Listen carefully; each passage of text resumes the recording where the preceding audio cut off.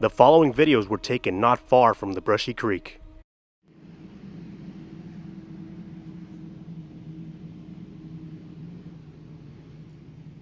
Me da miedo, ay, fíjate. Es que andaba viendo unas ruinas aquí, pero es una caverna, pero me da miedo.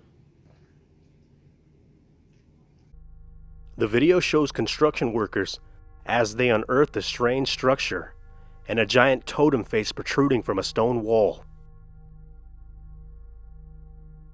They are visibly shaken and can be heard saying they're too scared to enter the structure. I attempted to get an interview with the workers in the videos, but after several attempts, it was clear they did not want to talk about finding the structure, and they definitely did not want to go back to that area.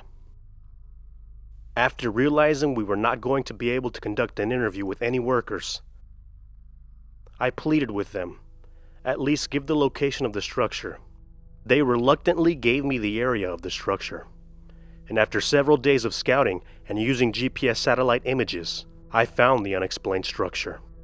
It made no sense.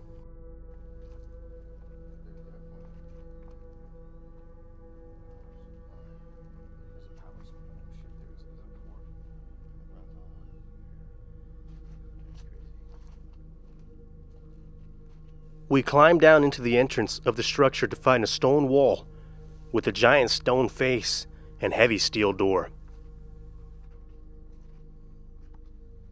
Oh my gosh. It's bigger than I thought. Fuck. That's not. It's not wood. It's not wood. They carved it out of it. It's definitely concrete.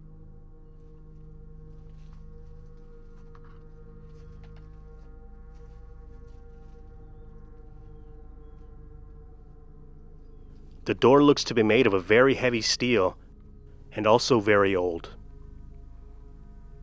only locking from the outside.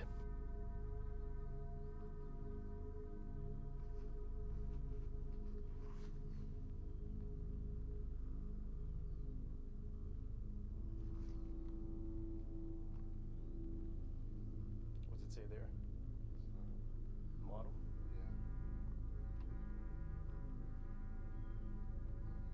After a quick examination of the door, we found a maker and model number. A quick online search reveals the door was made before 1950, weighs 1,300 pounds, and capable of handling a nuclear blast.